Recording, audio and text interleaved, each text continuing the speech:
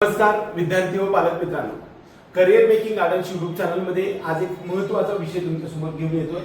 तो म्हणजे जे नर्सिंग साठीचा रिझल्ट आहे, MS नर्सिंग किंवा CET नर्सिंग महाराष्ट्र राज्यासाठी गव्हर्नमेंट कॉलेजमध्ये त्याचबरोबर सेमी गव्हर्नमेंट कॉलेजेसमध्ये BSc नर्सिंग किंवा GNM च्या गव्हर्नमेंट कॉलेजेससाठी ऍडमिशन घेण्यासाठी CET नर्सिंग आपल्याला द्यावे लागत असते आणि त्याचा रिझल्ट आज सकाळी 11 जून 2026 रोजी लागलेला आहे।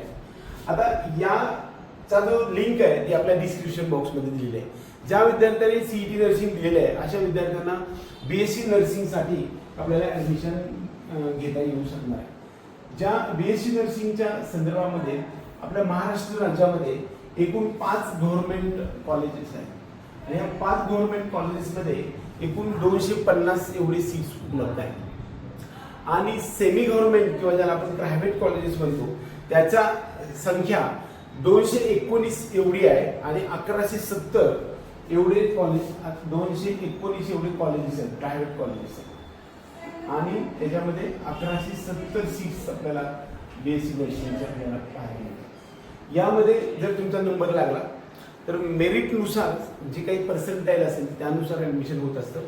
BSc नर्सिंगच्या संदर्भामध्ये जर आपण परत एकदा स्टडी करायला गेलं, स्कोर कार्ड जे आहे ते तुम्ही डाउनलोड करू शकता। त्याच्यासाठी आपल्या डिस्क्रिप्शन बॉक्समध्ये नंबर आपल्याला दिलेला आहे।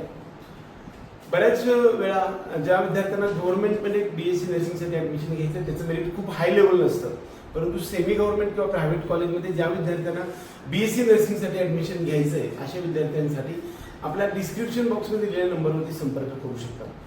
तुमचा जो रिझल्ट आहे तो रिझल्ट आपल्या डिस्क्रिप्शन बॉक्समध्ये दिलेल्या लिंकवरती जाऊन तुमचं जे स्कोर कार्ड आहे ते तुम्ही डाउनलोड करून घेऊ शकता।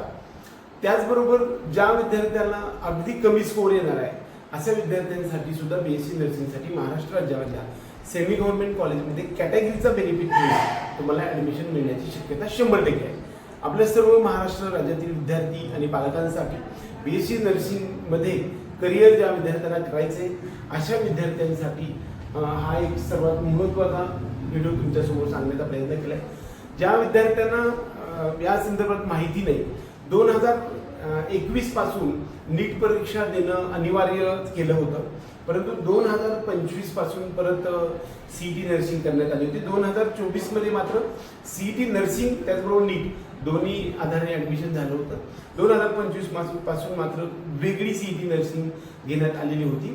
नीट मधून एकूण 4 ग्रुप CET सेलच्या ग्रुपवरती होतात। एक तर A ग्रुपला MBBS BDS असं म्हटलं जातं, B ग्रुपसाठी BAMS BOMS आणि BHMS आणि C ग्रुपमध्ये अलाइड कोर्सेस असतात, त्याच्यामध्ये BPTH BOTH BASLP आणि BPNO याच्यासाठीच ऍडमिशन होतं आणि D ग्रुप आहे ज्याला चौथा ग्रुप जो म्हणतो त्याच्यामध्ये BSc नर्सिंग याच्यासाठी आहे। BSc नर्सिंग केल्यानंतर तुम्हाला खूप साऱ्या संधी उपलब्ध आहेत। MSc नर्सिंग करता येऊ शकतं, त्याचबरोबर मोठ्या मोठ्या गव्हर्नमेंट हॉस्पिटलमध्ये किंवा प्रायव्हेट किंवा कॉर्पोरेट हॉस्पिटलमध्ये तुम्हाला जॉब मिळण्याची शक्यता असते। ज्या विद्यार्थ्यांना BSc नर्सिंगसाठी ऍडमिशन घ्यायचे स्कोर कमी आहे असे विद्यार्थी आपल्या टीम करिअर मेकिंग गार्डन्सशी संपर्क करू शकतात। एवढंच या निमित्ताने सांगून आजचा हा व्हिडिओ संपूया। जय हिंद, जय महाराष्ट्र।